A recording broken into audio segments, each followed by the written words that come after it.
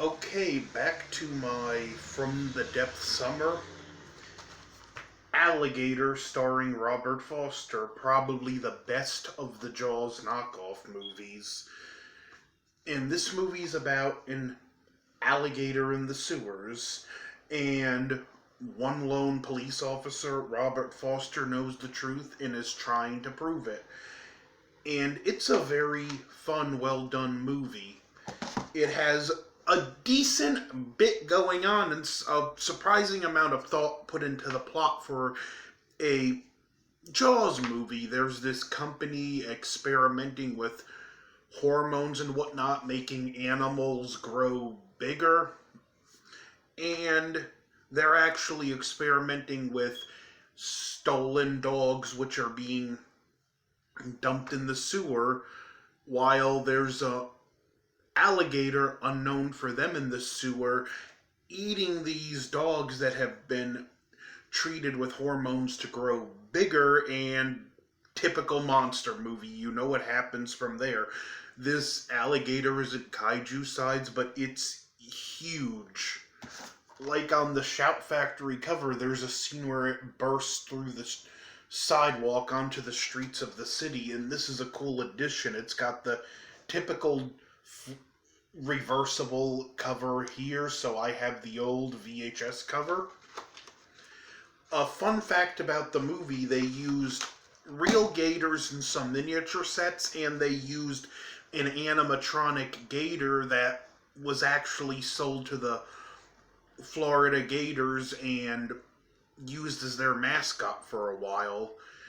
And this thing does something really well that when monster movies pull it off, it does work, that the monster can be a metaphor for something. And in this case, it's a metaphor for Robert Foster's failure in losing one and then two partners. He had a hotel shooting incident where he lost a partner, and then he loses a partner to the alligator in the sewers in this one.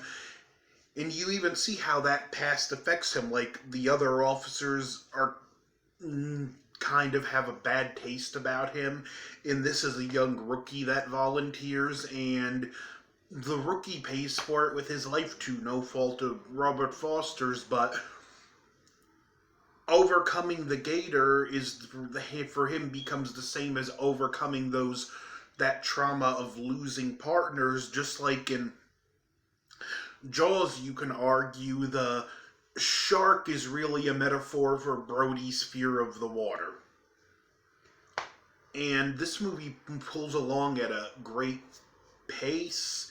It gives you information. You don't go too long without seeing the gator, but you don't see so much of the gator it overstays its welcome either. It does a great job keeping the gator off camera, or most of it, but still keeping the ever-looming threat of the gator feel menacing and intimidating. The best shot in the movie is when Robert Foster and his partner are in the sewers, and you see behind them the head of the gator, because they're investigating, because not only do they find a dead dog in the sewer that's a lot bigger than it should have been, but they find human remains, like of the leg of a guy. They found the arm of another guy before.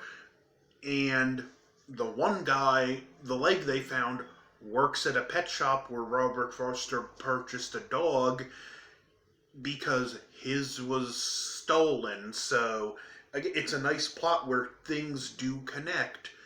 And this guy was connected to the company. He's actually the one going around stealing pets, so presumably he did steal Robert Foster's dog, which was experimented on, then euthanized, and possibly thrown in the sewers. Well, if it was experimented on and whatnot, it was definitely thrown in the sewers. But I'll say the pieces to this story, they fit together really nicely, and you do have the three Jaws archetypes in it. You have the police officer warning everyone of danger. You have the scientist character, who in this case becomes a mild love interest for Robert Foster's character, and you have the hunter, although only two of the characters really come together. The hunter kind of does his own thing, and well, he meets the same fate as Quint. And I even like too, this goes to things where it shows what's gonna kill the monster early on in the movie, but it doesn't come into play till later. I don't know, this was just, like I said, a really fun, well done film. I was glad Shout Factory released this and the inferior but still enjoyable in my opinion sequel. I actually played the 4K disc on my Xbox. Full disclosure, I don't have a 4K TV. I have a regular HD TV. That being said, I still did notice a noticeable difference in the picture, but it wasn't enough to convince me, I just dropped 500 on an Xbox. I think I'm going to drop 500 more on a 4K TV. Nah, I'll stick with my TV and my Blu-ray player. That being said, the difference I noticed in picture quality, my eyes did have to adjust to it. Watching it did bother my eyes, but I had the same problem when I first got my first HD TV. So, yeah, again, that just something for what it is. I've discovered since I got the Xbox, I'll pass on 4K. The movie, I don't know, like I said, I recommend it. I'm trying not to go into spoilers for how old this movie is, and it's hard to tiptoe around issues, but I'll say, they do an interesting job with the villains, although they're not flushed out. Like, the mayor is one of them, and the mayor thinks he's friends with the guy that runs this company, and there's a scene at the wedding later where the alligator shows up, and the mayor's in a crowd at the grill, and you can tell this guy, he really doesn't like the mayor. It's just politically expedient to be friendly with the mayor, and he's kind of ignoring the mayor and giving him a sideways glance, shut up. And then the alligator shows up and ruins his daughter's wedding. Which, speaking of daughter's wedding, one of the actors from, I think it was the actor who played Frank Pentangeline from Godfather 2, he's in this, and he plays I believe the chief of police or the David's captain.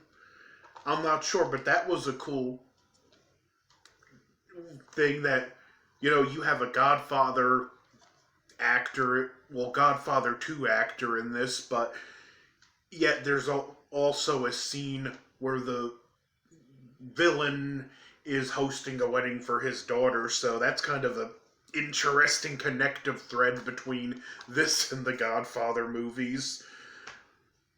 And I gotta say too, the scenes where they did use the live gator on miniature sets were really well done, because gators do kind of keep a proportional look to a degree throughout their life, so you can put a smaller gator in a miniature set and it convincingly look bigger.